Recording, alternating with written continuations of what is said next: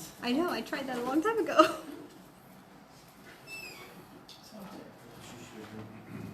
Probably. That's older than like 85 Yeah, I degrees. thought I didn't notice your sugar. Okay, we're back from our executive session. Is there any action to be taken as a result of the executive session? Seeing no movement from the council, we will move on to the next agenda item, and that's reports. We'll start with the governing body. I'm going to start with you tonight, Ed. I always pick on Denise first. I have nothing tonight, sir. Okay. No, sir, Mr. Mayor. George? Mike? One thing I got, just curiosity, so we had previously talked about last year, year before last, going back through and revamping all of our ordinances and stuff like that. How far along are we? Because it seems like every council meeting's got another ordinance. I'm just curious where we're at. Now you look at me. Any other time you just answer. I'd say we're in, Deep in next thought. section will be We're deep in thought on that. Article 2 and 3 were on our radar and had kind of been visited, and then we did some things like add ducks and that, so we added that, but then didn't go through, so it's definitely something I know in the budget we're building, as Brad mentioned, or I mentioned, 2008 was the last time the city codified, so every ordinance passed since 2008 needs to be incorporated in the code and have reading sections, so that is a cost that we're, and a project we're planning to happen in 2021, because we really need to, and part of that is the teams that come in and codify also go through and look for that, which will help us. Otherwise, we'll be going a chapter at a time, and things will come up that we need to add while we're redoing a chapter. And It doesn't get us off the hook. We still have an element of that to do. It's useful for them. What they'll do at most is go back through and look at any statutory changes that have impacted the city code at most. And some of them don't even do that very well. Then it comes back to us, and we really do go through in painful detail, I can't say it any other way, to try to address any cultural changes or things that we really feel like, wait a minute, that doesn't work for us as a city, and that's old and antiquated or whatever it may be. So we're still going to have to do it. But Ethan didn't want to for a year or two, so I said, that's... It's not like nothing else is on. Yeah, right. It was a COVID issue. Well, I thought about it because I've seen on Yeah. TV or on the internet or something about, I think it was Chicago or some other place still had an ordinance where you couldn't carry an ice cream cone in your back pocket. Those types of things. So it made me kind of think about, okay, where are we at? What do we still need to clean up? Only in Chicago. Yeah. A lady can't show her ankle in Denver, just saying. We just redid one in another city, we won't even mention it for their sake. It was still legal to have a gunfight on Main Street. The only problem is there's going to be obstruction of traffic, so I figured, well, I can hit them with a traffic event. Good question, Mike, that really let us down. We digress, sorry. Sam?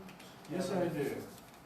Speaking of ordinance, it was brought to our attention by a person who's making a substantial investment into our Main Street that part of the plans would be to expand into a bar and sales of alcohol, and kind of expressed the concern that the city of Halstead ordinance is rather out of date and requiring, and I guess to kind of put it into perspective, make an investment into Halstead of $20,000, and you're good for the period of time that this council says you're okay to serve beverages, but then the next council comes in and says, no, you can't, and your investment is gone. The way our ordinance is written on that, it's not conducive to make an investment for a long-term business, and I think we need to take a look at that and changing it from an annual permit to an ordinance that allows that to happen. I chatted with Ethan on that just a little bit. I don't know, Ethan, do you want to expound on it at all? Some of you may recall, usually December, we do our CMD renewals, and we We had to, pass resolutions, twice for the Mexican restaurant, first when they did just C&B and then when they started doing liquor. What we run into is a lot of cities kind of adopted some similar language to a state law, which actually applies to liquor stores, not liquor by the drink establishments or that prohibits within so many feet of a church or a school the sale or consumption. When Halstead, we have a church right in our central business district, so anytime that a place has ceased operation, basically they've always had to re-jump through that hoop of getting a resolution from the council. The council has to hold public hearings saying that it's not detrimental to public health, safety, welfare. But that's completely up to us. That's the local thing. We could, modify our code to either exempt the central business district with the understanding of, there's not a lot of churches that are immediately in a downtown area that would trigger it, or, there's other ways that we could look at controlling it through zoning, that aspect, but basically, as opposed to this being an annual renewal process that we constantly have to come every year and say, we brought it up each year when we've done those resolutions to you all.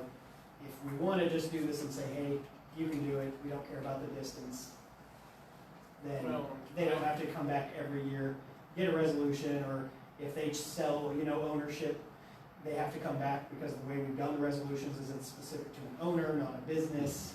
And so we have made kind of a very onerous, and initially when we did it, when it was just starting and Halstead hadn't had downtown C&B sales, I very much get the policy position of, hey, let's give it a year, make sure this isn't going to have an unintended consequences, but we've been selling 3-4 years now downtown, and the church hasn't reported issue, our retailers haven't reported issue. I don't believe Josh will say we've ever had an issue. The thing that a lot of people don't remember is we give that church special permission to exist on Main Street, which put this problem out there to begin with. But correct me if I'm wrong, Brad, but any ownership changes in an establishment usually requires them to refile for a liquor license. And so to pass that liquor license off to the new owner, I don't think we can do that. I think that they have to go through the qualification process. I was just going to add that what Ethan is talking about is the local regulation. State level, they have to do it anyway on an annualized basis, but it's fairly, I guess I'll use the term routine, as long as it's an individual in good standing. They've got some interesting stuff in the statute, but so there's that regulation anyway. What ours does is adds this other layer, because of the church issue and certain other things, and you're right, that was a special condition in commercial zone to allow that to even exist there, and that's created some logistical questions for us, and then you tap all that into what we put in place, and it does make it an extra onerous kind of a sequence to get through. Because right now, for their liquor license, we have to get them that resolution passed. Yeah. Because otherwise, they can't have a liquor license if anyone can prove that the city or where they're operating in a city prohibits them from doing Right. so. And the way ours is, technically, they would be prohibited without the council action. Yep. So they always have to wait for us to say, yeah, you're still okay to sell, and then the state will give them permission to sell it. That's exactly right. It's a condition precedent. And I'm okay with, on the city level, for their first time, that we approve it, issue it, and it stays intact until ownership changes, or until there's been a number of ABC violations, or they get their license revoked from the state level, then I think we have to follow suit. Right. But as far as just continuing on with that license for that owner, I would be okay with extending that, changing the language. And I think that's reasonable. Yeah, you said. And that's what the state looks for. They question, what's the local regulation?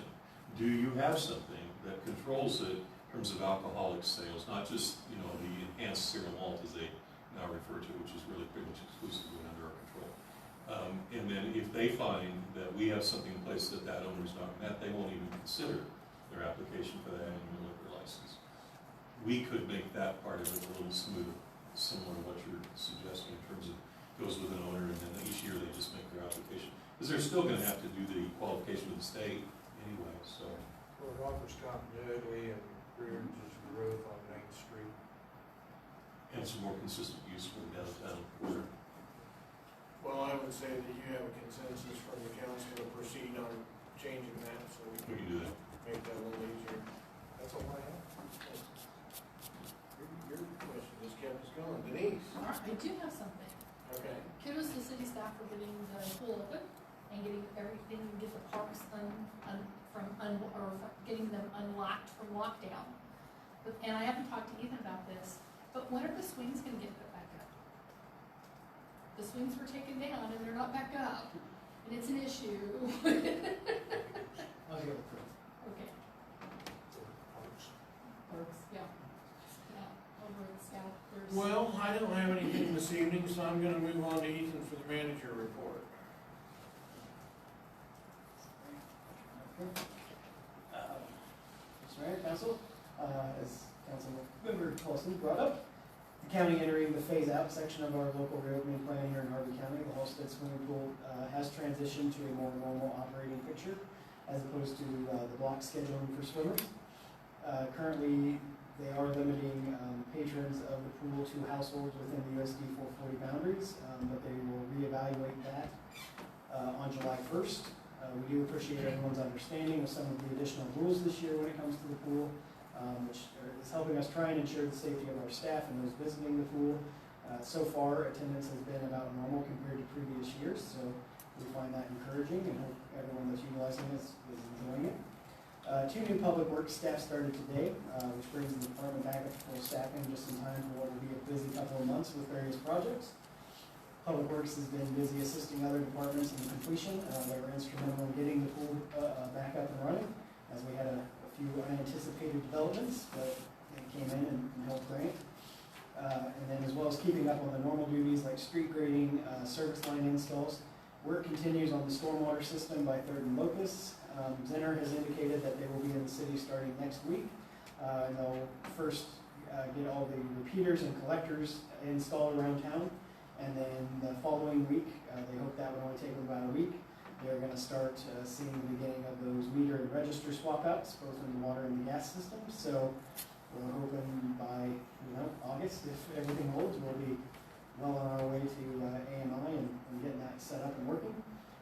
Public Works will be busy working on some meter pit maintenance in these weeks to help prepare and doing whatever the contractors need as far as from them. We also had our annual leak survey for the gas utility, and I'm happy to report that that was completed and no major issues or leaks were found during that survey, so kudos to Public Works for keeping our gas system operation up. Wedgwood is preparing to host the 2nd annual Kansas Learning Center for Health tournament this weekend, so very happy to have that tournament out at Wedgwood, and it's supporting a local pillar of the community. Memberships and play continue to see growth still, and staff has still found time to air fry greens and wait top dressing the tee boxes seen at Wedgwood. The city hosted the annual rabies clinic, and to help comply with the social distancing standards, we did hold this at City Hall. 150 vaccinations were given, and a majority of those animals were from the city, so it was actually busier than we've seen in non-COVID years. Again, we appreciate everyone's willingness to work with us on those new procedures and the new location and their patience, because it did take a little bit longer than as we were having to do the one in, one out, but we think it was a success and hopefully the citizens found it convenient. Street sweeping contractor has finished and reported between 250 to 300 yards of debris and dirt were swept up over their time in the city.